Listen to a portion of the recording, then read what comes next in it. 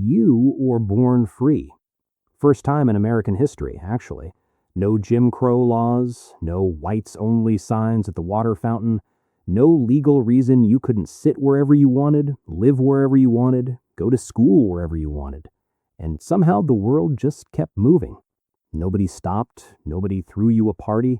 They just said, all right, good luck out there, and kept it moving. I've run the numbers on your generation. I've looked at the history, the data, the research, and the one thing that keeps coming up, the one thing nobody talks about, is this. Black Gen X is the most underestimated group of people in modern American history. The generation before you had a whole movement, songs written about them, marches, history books. Their story gets told every February in full detail.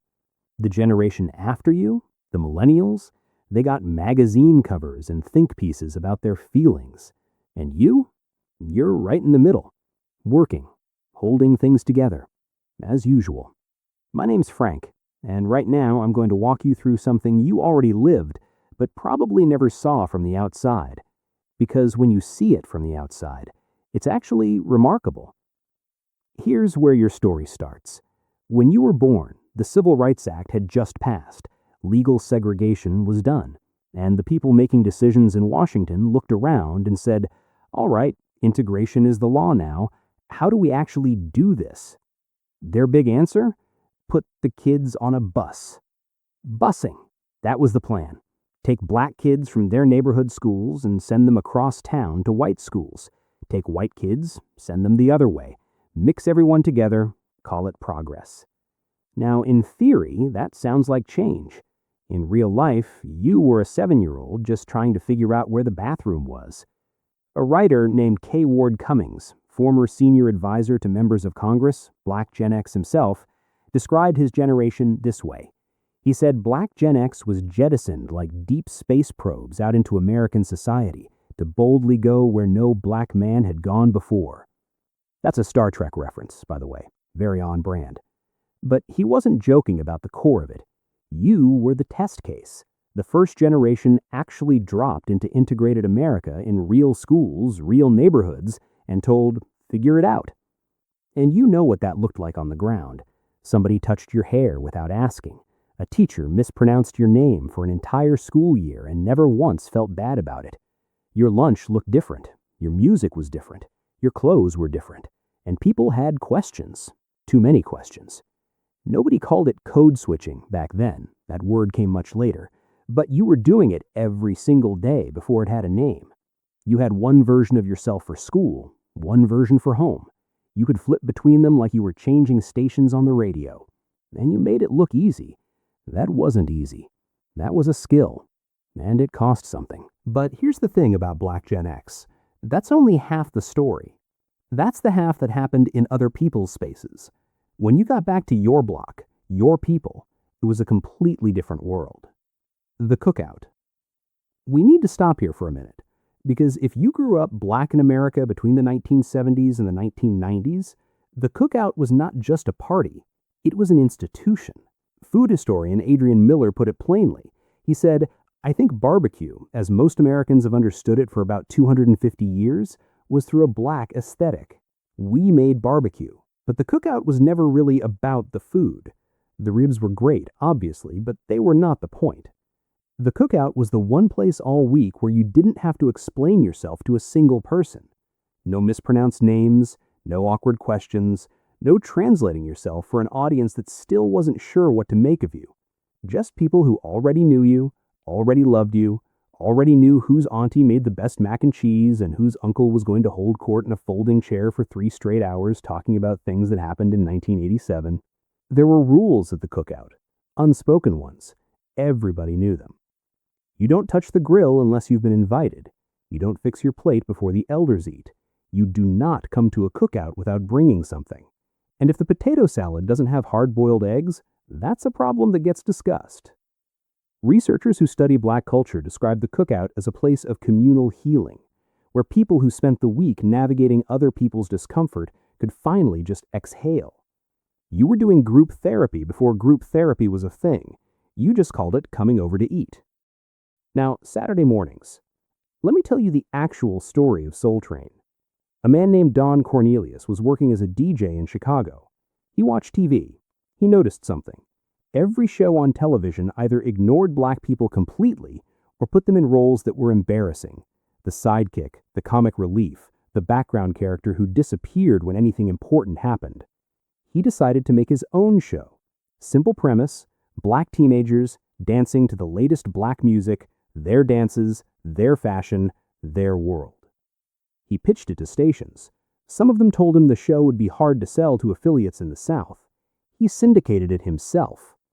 Soul Train went national in 1971. It ran for 35 years. Now, think about what that meant for you as a kid. All week, maybe you're the only black student in your class, or one of a handful. You're navigating spaces that weren't built for you. You're answering questions. You're making people comfortable who aren't making you comfortable. And then Saturday morning comes. You flip on the TV, and there they are. People who look like you, moving to music you know, dressed in ways that make total sense to you. Not as the punchline, not as the supporting character, as the entire show. A dancer named Louis Ski Carr, who grew up on the streets of Inglewood, said every Saturday morning that was our chance to see our people and to indulge in our own dances, styles, eras, and crazes. That meant something, because before that it was not guaranteed. And then September 20, 1984 arrived. Before The Cosby Show, think about what black teenage boys saw when they watched primetime television. Mostly black characters who existed to support white characters. The token best friend, the funny neighbor, the person whose storyline evaporated the moment anything serious needed to happen. The Cosby Show turned that upside down. You had Cliff Huxtable, a doctor, Claire Huxtable, a lawyer, two parents with real careers, kids going to college, a family that argued about normal things and then sat down and had dinner together. And then there was Theo. Theo Huxtable was, and this is documented, the first young black male character on prime time in that era who didn't need a white character to give his story meaning. His value came from his own family, his own culture, his high-top fade, his tracksuits, his dancing in the show's opener. One writer described him as a big brother and savior to a generation of good kids in mad cities. If you were a black teenage boy watching TV in 1984, that was not just entertainment. That was a mirror showing you something nobody had bothered to show you before. And then came A Different World, the Cosby Show's spin-off set at an HBCU. Here's a fact that sounds made up. After A Different World premiered in 1987, enrollment at historically black colleges and universities went up noticeably across the country. A sitcom changed real enrollment numbers at real schools. That's how much it matters when people finally see themselves somewhere that actually counts. Let's talk about music. In the early 1970s, a Jamaican-born DJ named Kool Herc threw parties in the South Bronx. He figured something out. Every song had a section, the break, where the beat got stripped down, just the drums, just the rhythm. Every time it hit, the dance floor went absolutely wild. So he got 2 copies of the same record, played the break on one, switched to the other, switched back, kept the break going forever. People could dance to it all night. That was the start. Then people started talking over the beat, keeping the crowd hyped. Those people became MCs. By 1979, the Sugar Hill Gang took the whole thing into a studio. They made a song called Rapper's Delight, originally 15 minutes long, 5 minutes for radio. It became the first rap song to hit the Billboard charts. And here's where you come in. Black Gen X, you were the exact right age to watch all of this happen live. You were the teenagers and young adults who were there, who bought the tapes, who memorized the lyrics, who knew every single word of The Message by Grandmaster Flash before the second verse even started, because those words were about the neighborhood you actually lived in. Don't push me because I'm close to the edge. You didn't need someone to explain that line to you. You understood it in your bones. Then, in the late 80s, as you were finishing high school or starting your 20s, hip-hop split into 2 voices. Public Enemy on one side, Fight the Power, Sharp, using rap like a newspaper and a protest at the same time. Chuck D said he had an obligation to educate with his music because he was aware. NWA on the other side, out of Compton, saying plainly, out loud, what no mainstream news outlet was covering, what life actually looked like in certain neighborhoods. Straight Out of Compton wasn't fiction, it was journalism in rhyme form. Both voices were yours, both came from your generation. And right now, in 2025, hip-hop is the most listened to genre on the planet, across every country, every language, every demographic. The whole world is listening to something you built from scratch in a Bronx parking lot. I'm going to be straight with you now. Your generation didn't just have cookouts, Soul Train, and great music. Something else happened in the middle of all of that. In the mid-1980s, when most of you were between 12 and 22 years old, crack cocaine came into American cities, and it hit black neighborhoods harder than anywhere else. Researcher Mark Nason at Fordham University studied this period in detail. In 1992, New York City recorded 2,225 murders. In 2020, a year most people remember as dangerous, there were 477. Read that again. 1992, 2,225 murders, one city, 1 year. You weren't reading about that in the newspaper. For a lot of you, that was your block, your school, your cousin, your block captain, people you actually knew.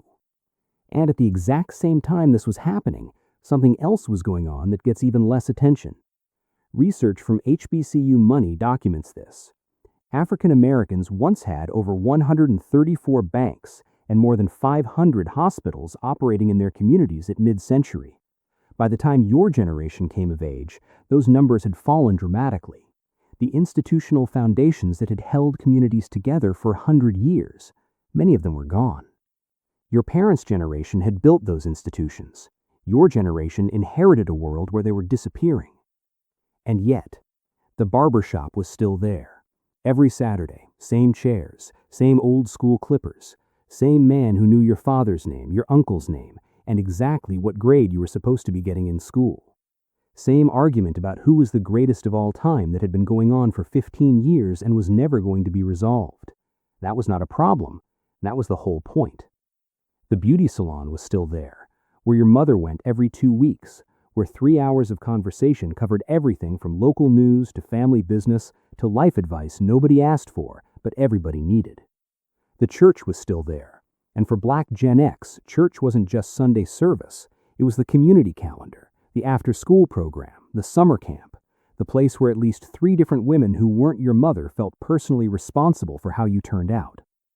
Sunday dinner at somebody's grandmother's house was still there, where you had to sit at the kids' table even at age 16, even when you were clearly old enough. You sat at that table. You did not make it an issue. These spaces didn't get news coverage. They didn't show up in the statistics about what was failing. But they were the thing, the actual thing that held your generation together through some of the hardest years any American community had seen in decades. The community you grew up in didn't just survive that era. It produced hip-hop. It raised the next generation. It kept the music going, kept the food going, kept the conversation going. While the infrastructure was crumbling from the outside, the culture was still standing. There's a phrase for what your generation was: the bridge. K. Ward Cummings wrote that Black Gen X was America's social barometer of acceptable transcultural behavior.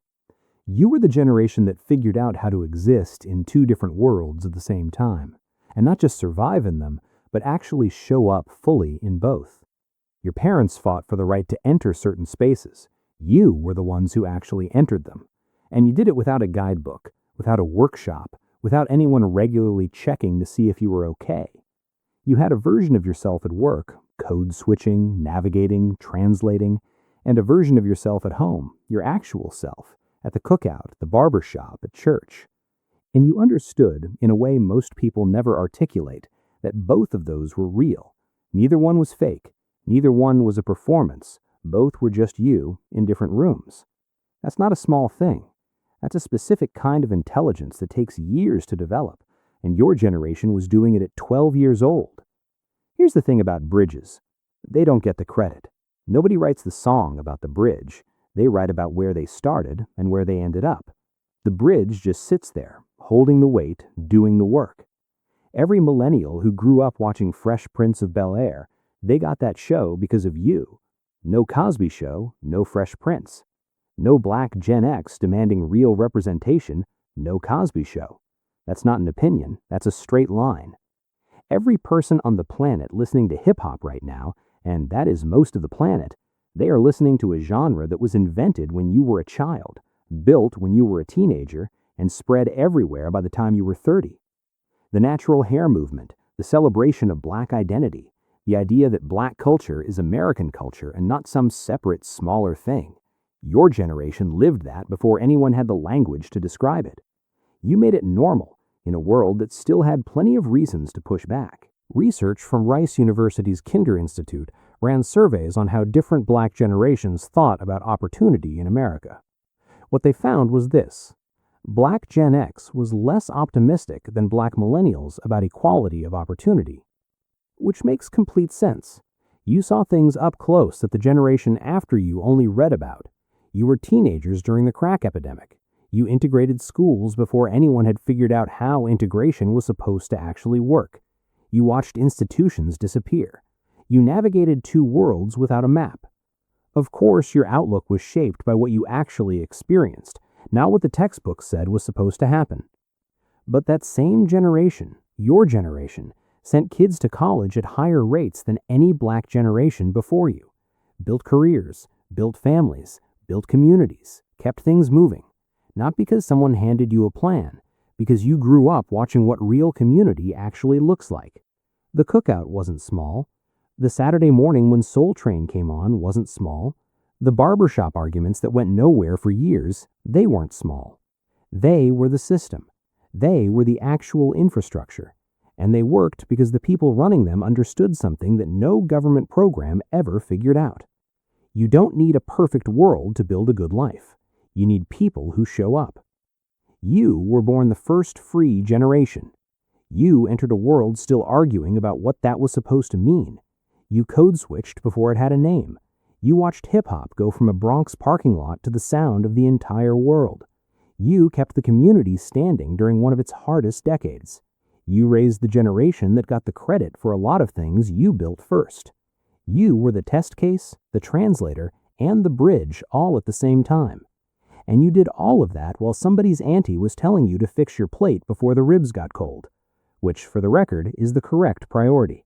Everything else can wait. Thanks for watching, and I'll see you in the next video.